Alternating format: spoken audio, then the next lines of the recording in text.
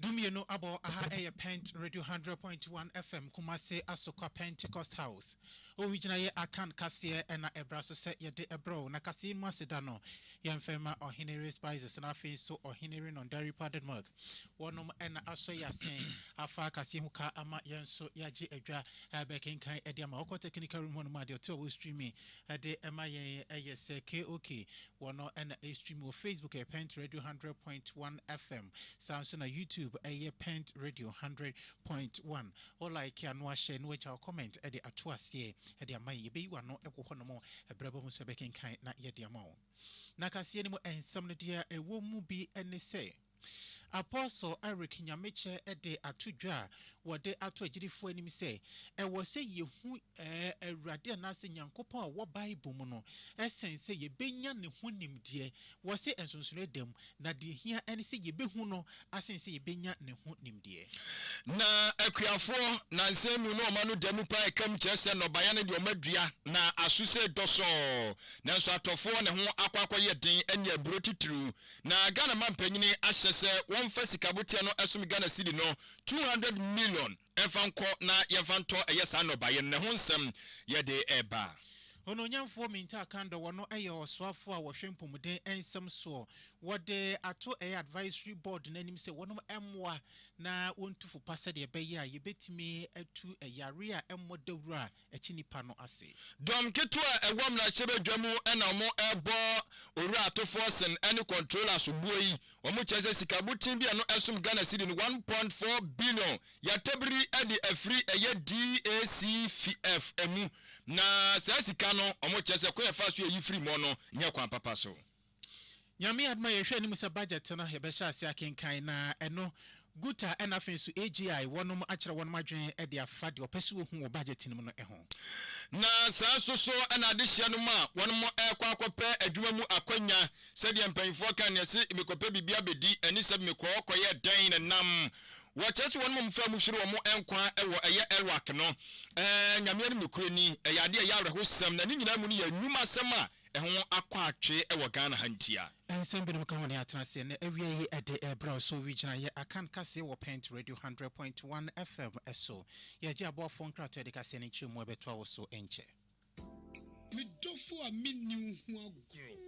Nansay die waduane ne da no ayesronko Anyo mura Ohinere spices abefi aduane de ayesronko Ohinere chicken seasoning se wo toto wo chi ana wo ye akokɔ nam ho bribia fakakra som froye no Ohinere stew seasoning no bema na jeta jollof no Ohinere jollof seasoning ma no hwam ne odew mu odew fried rice no kra die Ohinere fried rice seasoning ema me fredwa frede aponchin kakra no me de Ohinere go seasoning na ye asam na se mira Ohinere seasoning powder ya woni beef shrimp noodles any de keke anunsu ede aduane ne hwam ne de no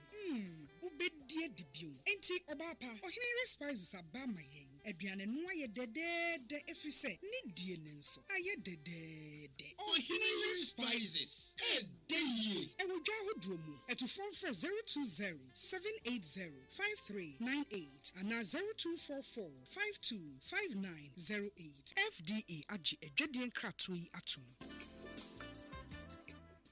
Yamo akwa de bakase no eso afei yemfa ensam no nchiremu yemfa emro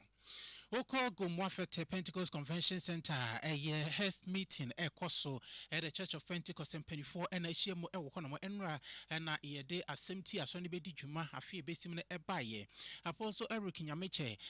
one in 24 Egusua and one more church in Seminimoa na Apostle Anase Chairman the church anymore bako and our day to judge say Nipa Dodona Ewo Nimdie Ewo Nyamena Sam Eho Nemo and yes one in Nim Yankopon Ankasa was say nimdie bi mo ewo Bible mo na afensu Yakob okrampo na ama ibi mababe asofo nanso ehu hia pa de hia ene se ubehu Yankopon ye na nka woni ne nkita hodie no mo no eno mo ebe papa so hu Yankopon a eno eye esene se ubehu na asem na se ubehu ne ho asem Apostle Eric Nyameche One can know a great deal about God. On peut avoir beaucoup de connaissances sur Dieu. Without much knowledge of God. Sans avoir suffisamment de connaissances de Dieu lui-même. Most of us can state the gospel clearly. beaucoup peuvent expliquer l'évangile clairement. and can smell unsound doctrine miles away. Ils peuvent vraiment parler de doctrines saines. Some people, when even we are worshiping and we are singing songs, we want to stop us in the middle of the worship and correct songs. Il y a des gens, même lorsqu'ils sont en train de diriger l'adoration, qu'ils chantent des cantiques, vous voulez arrêter. Yet the guide, that pleasure, the joy of the Lord, the goodness and the unfettedness of spirit, which are marks of those who know God, are rare amongst us. Bien-aimés, les choses qui constituent la preuve que nous connaissons vraiment Dieu, ces choses-là sont rares au milieu de nous. One can know a great deal of the Bible without much knowledge of the God of the Bible. On peut connaître la Bible, bien connaître la Bible, sans connaître le Dieu de la Bible. And many of us, we came to this position because we are good preachers. Et beaucoup sont arrivés à cette position parce qu'ils sont des prédicateurs. Because you could preach well, you could explain the Bible well, your presiding elder said, this guy can be a pastor. Voilà, nous prêchons bien, nous expliquons bien la Bible, et l'ancien principal dit, oh, celui-là, il peut être pasteur. It's not so much about the knowledge about God. It is so much about knowing the God of the Bible. Il ne s'agit pas d'avoir des informations sur Dieu, mais il s'agit de connaître Dieu. Ania Oti chairman at the Church of Pentecost Apostle Eric Nyameche. Ghana de Shimama ya twa original akanka sebo no so akuyanim wonsamfu fremu na Ghana mampanyini Owura John Dramani Muhammad nani ekire mu Asante Mantam mu Jubilee Park ba wo ba yedi nyina no okuta onkura na kyese eye enkokon ketenketi dwumadie no ene wo ba be dan na die na sade be ya Ghana fo so betimi ahwene de ho agimo na ene ofadampam enam yukwa akoto ubom kura no mpe otimi buruma na wawe ne nam ni nyina de afra akokon so kase duru bi mu oden pa gbo emo na so obi man so ono wabobbo mo mpania no manyini aye honto enti said ye be ya Ghana de no ye betimi awe nkokon ne nya nwode sunkunti no odi dwumadie yi enso de aba na wakasa wo dwumadie no ase no wo kire se nansem wonum akuafo wo mudua aburo no mo kamu pa kire se aburo no madua na aba pa aso se doso na wo mo eye nwa dwuma ewieye no afi aburo yi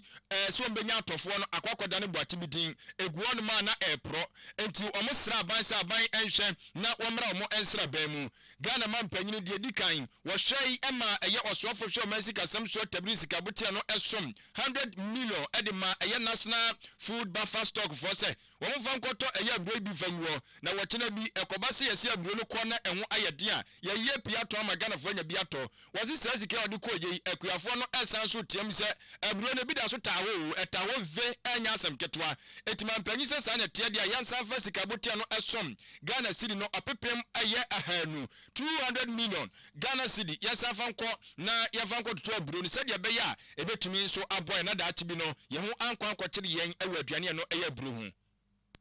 So sela ebrono eda so doso ewodwom enti sela ne bo from Timakache Minister of Finance say omo another 200 million cedis nyemfanto ebrono ebuno nyemfanto ho tene be ya ebedru enu a ebrono be de no na yeyi say ebrono so aba na Ghana for etimi enya ebro ato wei aye Ghana mampanyini enaja otina no disema o chechere mu se ye ba behwe na sade ye be ya eja ebro ne ye betimi atode afidwa so na enu achi no anu a chese egugo kitinkiti dwumadi a wode ebe ye hwe ne mu se anya hwe kura no ane antakrabu ye betimi ede mako opepem bese eye ahasa na se 300 million ane ye hwe ne mu se ye betimi enso asesa na ye de akọ emiaye ahodo a eno eye Ghana mantam no se makomako ahanu ani aduoson nsia na 276 constituency no ye di beko no nyina wo hwe ni mu se anya hwe kura no mantam bia na se abato mpesua bia so anya bi kura no na otiminya bese empim du a eno betumi aboye pa na wasifie bia mu no ye hwe ni mu se ntakrabu yi anya hwe kura dodo a eno esom ahanu 50 betimi awuramo ne kika di sisi ani a afi ebewi achi no na afi afiefia goto beburu bese eye 60,000 omatimi anya dwumadie so emfa so. Government is going to distribute 3 million beds across all the 276 constituencies of this country, with each constituency receiving 10,000 beds, benefiting approximately 60,000 households nationwide. Each household participating in Nkukor Kitikiti will receive 50 beds, field support, and technical guidance to ensure the sustainability of their project. Na chese Nkukor ma no yegusu aye chiche na eni atiye ye Ghana man panyin onimonyamfo John Dramani Mahama.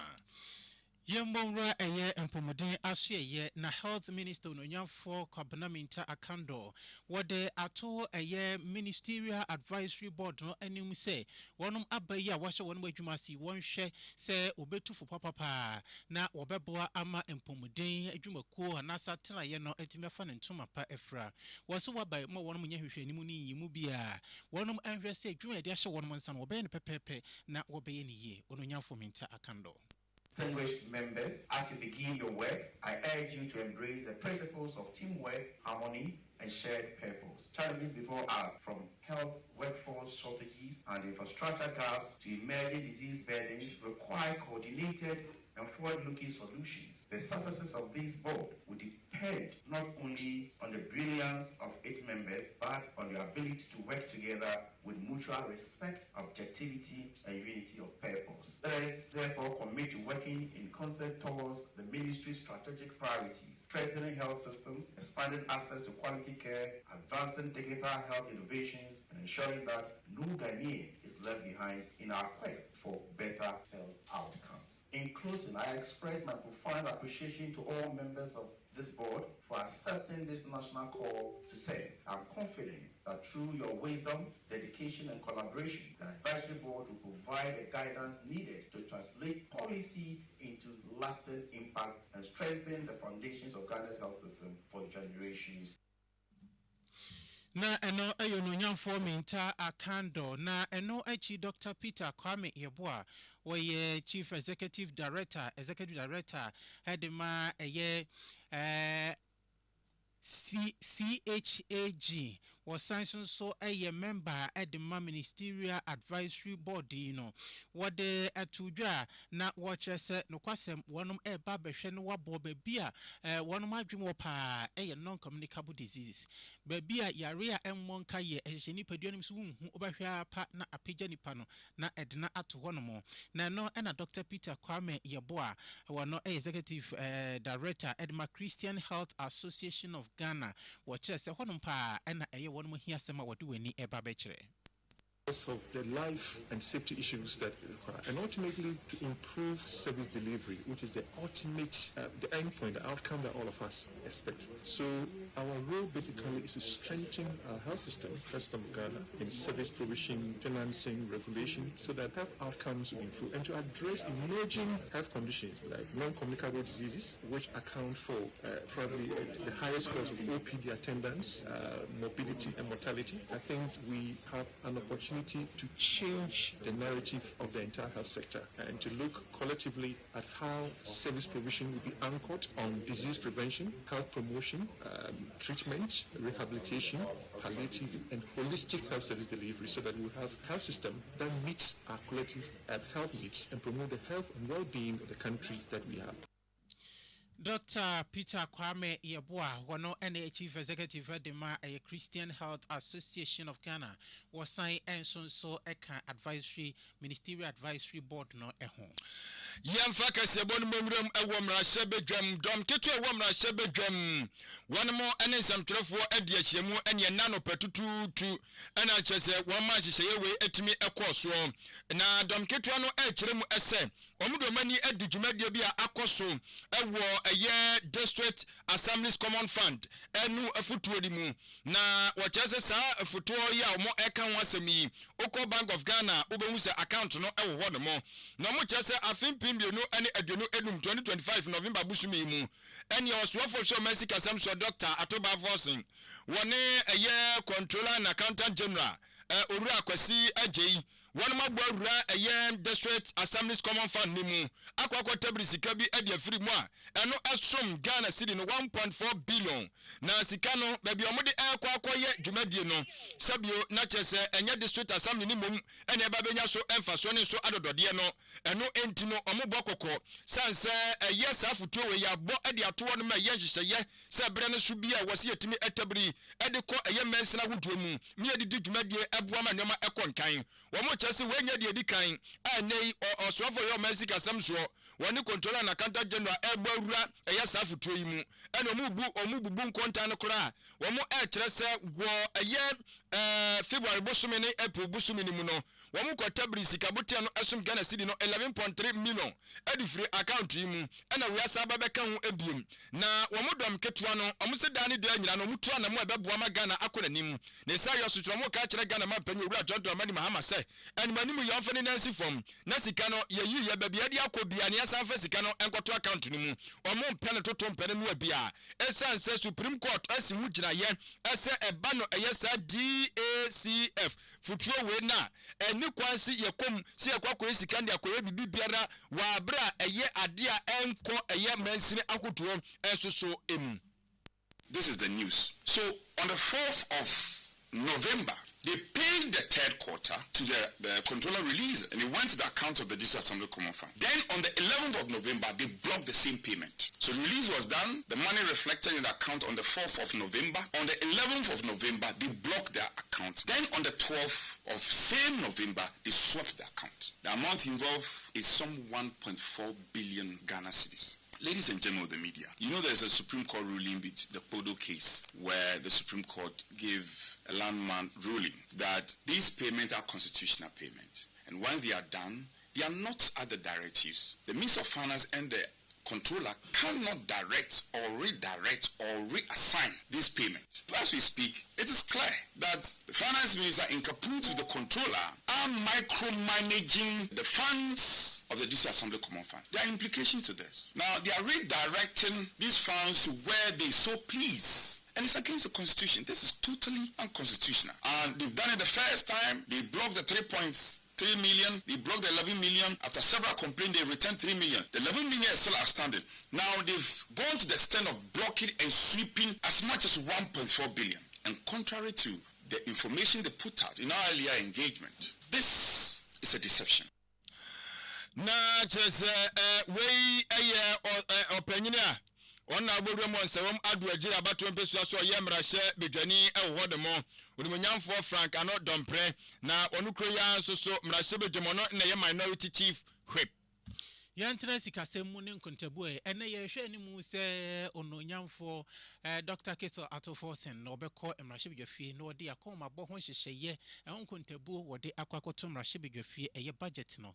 na wonya enko ye no na Ura Joseph Oben wono president Ghana Union of Traders Association guta wode eto eye osofo yenim na sama waka ene se baby a ye kona se yesi ekwan no so ekwampa ne yesi so na mu wonum hwe nimu se enkontabu na se budget ye kwako kinkan no ebetimi ade abrehemu papa asan aba won hwe se exchange rate no ebetimi agina fa akose de agina nka enyina ho no mo saa afi wo hwe se de inflation ekofom na so exchange rate no da bi opesenka ne nyina nka no enye pe anase mo abra se de ebetimi aboa adwadefo we eye Owura Joseph Oben. That's all that we are seeking. Tomorrow, the finance minister is going to yet read another budget, a budget that he has committed himself to in the past that has started working, of course, in our favor, as you said. And so, all that we need the finance minister to do this time around, to adopt measures that will sustain these gains that we are having and even further enhance it. We have the indicators that are very positive for business. The inflation have come down, and the exchange rate, as we are talking, is also come down. We have the stability of the cedi, all right. What we need is inflation should also commensurate with the interest rate. I think the interest rate is still higher, and that it should commensurate with the rate of inflation. Na eno echi ena yebo edipuni CEO Edma Ghana Association of Industries AGI. Na Ora said Chuma Kwabwa wano Chief Executive Officer Association of Ghana Industries say one of my say in Fidijumano one ebre was say a tour nina a tour dagana a dread force no upon the ensign and Yushimonyan on Yan Sachra was one review VAT system nina as I say was all the Ghana Crown put to Nigeria one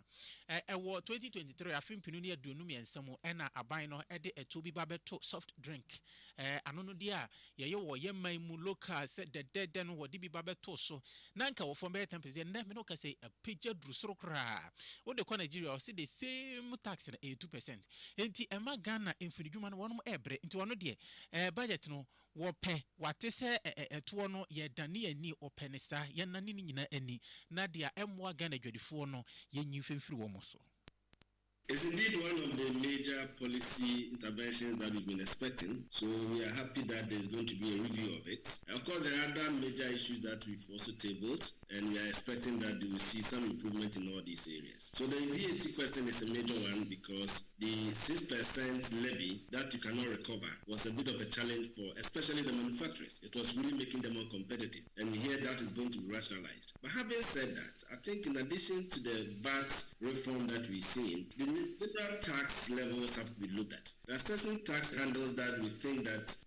we need a review of it. I'll give you maybe one or two examples. In the fruit juice industry in 2023, government introduced what they call the sweetened beverage tax. And they didn't exempt the local producers of fruit juices. So they were paying 5%. Now it's been jumped to 20%. It's making most of them uncompetitive. In Nigeria, similar tax is 2.4%. So you see a lot of influx of these products coming into the Ghanaian market and affecting our production capacity. So it is the VAT reforms is important, but we think that generally speaking, the whole tax regime also have to be looked at. And we are expecting that in this budget, there will be some improvement in this area. Any awoti any ura set chum akwabwa wano ene CEO Association of Ghana Industries AGI. Na abisuafo ma yanhwe bambo emu ensem enra ena Germany bonu beto dwa kire se adehia binumu a wo mutintima mo nsem de go nkata so fa be for 10,000 de ma asra adwuma kuo eno ye Ghana Armed Forces for amuju omudie se adwuma omunyama kwanyam so betimi aboa som Ghana pa wo bambo egie FM wahweye ekire omo se mantamu bia wo munkobo tenku ewo bia ya akoto ya kire wo mo no se de be ya betimi adwo mo nkrata ne de atoto eye ensema mo de fa be for 10,000 de man panifo no ho ahwe se bia de da na akwa so ene ya se de no ye bo amane no oba santimantama ye de no na ekoso ewo eye baba yala sports stadium sanso na gabri mantamu wo ewak eye sports stadium ho ena ewo de no so ekoso na amanebo na eba na chese emu anwono pa eni se wo ewak sports stadium wo ne no wo chese mofra no ko board dompimo ho dum dodo enti ebre dwumade no ye se ba be frase no asunsumasusum ni apetapetre ekoso ema de hye bi no etetofam omunua no mo etietia wo no so ema ewi akire emunsia wadom kopia yarsabia ache so metina nanom ewoye ensia do ebi mo so kura so eda yarsabia wache se emu ayeden ache se bi mo so de no enhyeda enye ade a eyehu bia na so no bambo enasa pomdin se mu de ebibi bia mu no ewose yetimi hwe na yeboa se de bia nipa ne nkwa ebetimi ekura no amanebo ne beto odwa se no Ghana de kamami kabi to bia ache na dwen se de sana efata ubodrem ewo mrahye bedwam a ankane eye Minister of Defense ewo nukura ya mrahye bedwani de madi shomo bimbila ba trompesua so wonimnyamfo Dominic Niti wudi kiremi se amanyofo ebraso se omutimi ebi omani pa na da ni de nyina omodwene Ghana adehye no eho tituru eba no eye enwuma sam a wochese enwuma sam enwa akwache wo Ghana anum dodo eno nam so amanye Ghana yebetimi akase babi egira no ehubo ewo mu pa ehubo ewo mu ni sei ensa nya adwuma yese bonsam bo pa ma na adwuma yo edise maburu ni nya adwuma enya wo yese wo kani bre so wanhwa na da tibi no emaburu no esoso adwemfi akwakwa ba mu tirim sabio enu nte wose yetimi hwane aboa wo mu nya adwuma esoso eye.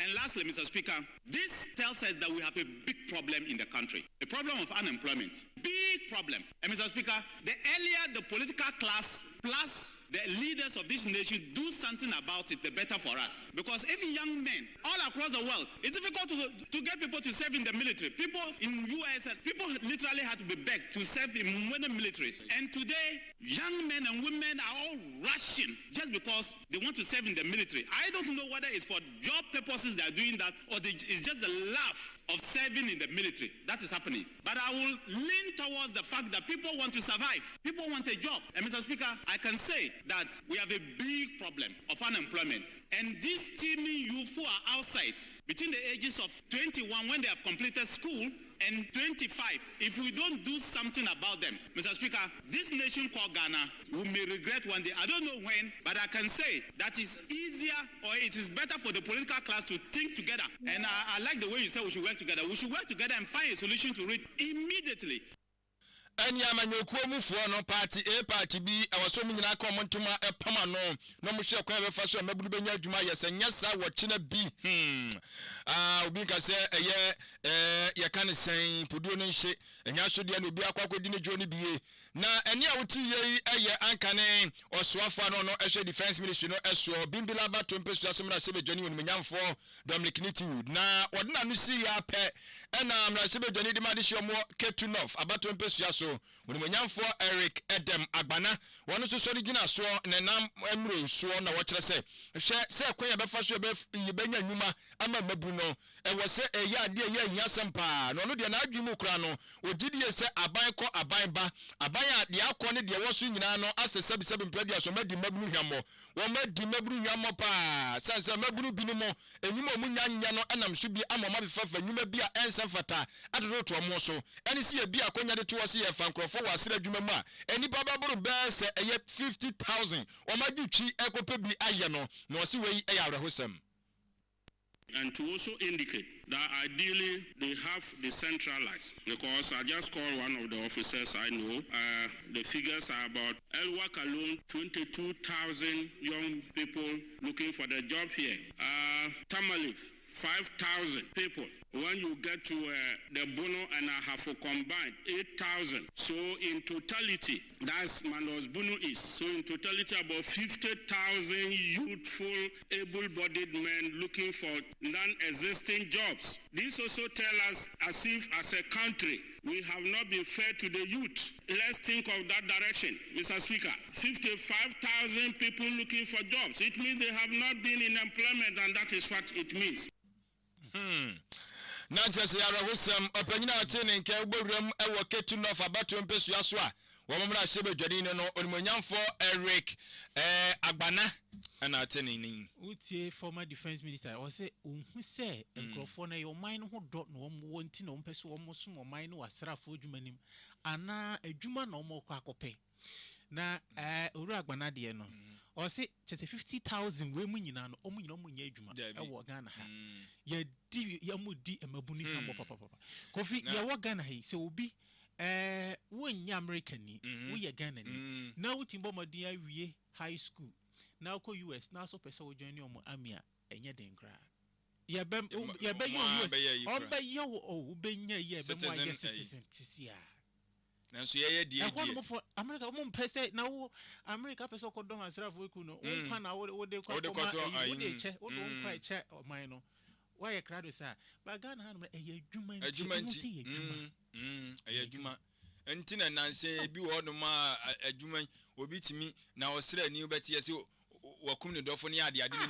and yet Juma or the copper, ya.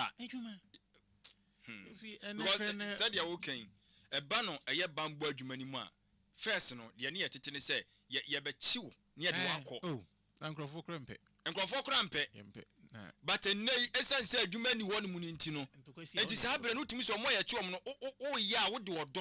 So, I said, I don't know corner. So, what to was also by Yeduman, but a nano. And a Juma already.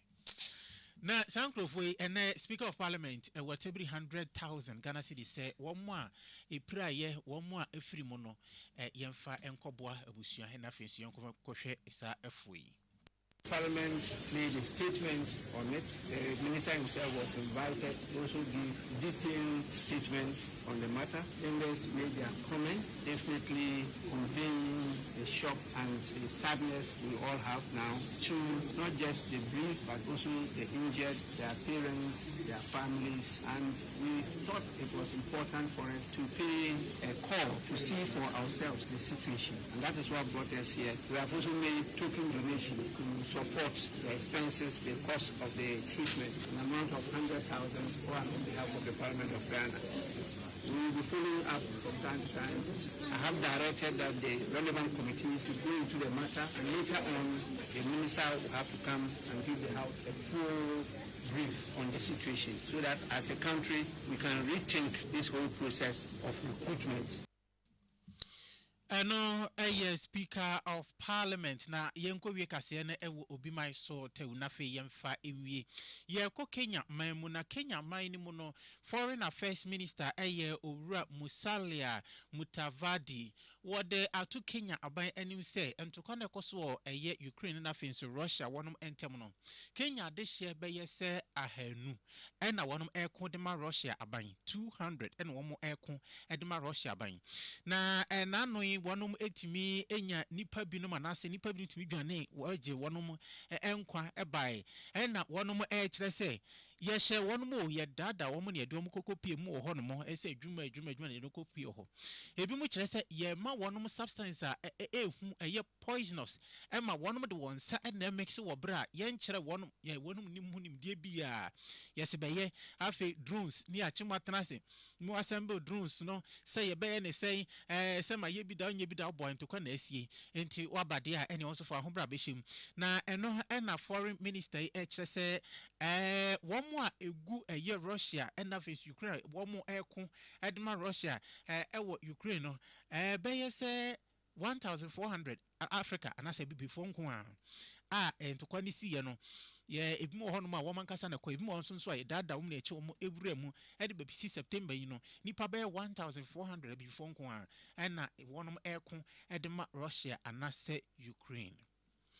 Ghana Arishimama ya jina weso ede original ya kan kasebo no edc na ensema wodua edi kasebo mu akotene no ebi ense Ghana mampanyini Owura John Dramani Mahama edi atudwa se wo hwe na osofo risk asem so atimi atabiri sikabotia eno esum Ghana cedin 200 million yemfa nkoka eye 100 million dada no ho na yemfa ntoto ebro se de be ebro no soso no enkobo akuafo eso Guta any AGI kire se budget ya babekin kan de omo ehwe ni mu ane se etu eda Ghana infididwuma ne Ghana fo so no ye be dane no dom ketu wamra se bedwamu ebo eye osofo riskasem eso ne controller and accountant general so bo se o makwa akotabri sika bia no esom Ghana sirika no 1.4 billion edi a free district assembly common fund mu na ba bibiom diska na ko bia no omomoden so omsanso edi kwa akoto account mu biem. Health Minister enso de ato a ministerial advisory board na nim se wonom anya adwumaso mo anya hwehwani mu ani yimu bia ani amra sebe dwafo nso no mo ekoma eye mabunu mo chem se enwuma sema ho akwa achi wo Ghana hanom no ya de a eye hu pa nte wo se animanim ya empenfo etu ho anamon na ensembirim kan ne yetena se na awie yi ede ebesomo se original ya kan ka se On Pent Radio 100.1 FM eso na se nkoma ohenere spices na afin so ohenere no dairy pardon milk se wonom ebeso yasen ewo sika fam se ke okay won ni stream ye wo Facebook na afin YouTube ede emayen akinkan fo na eyeme ohene ba nya akomene adwen pa hene kofi mansa adwen papa na papa ndi wani mu kan ye de wasi adomdom ye ne anu nu metoso mienu ebo pa mu a obesan atien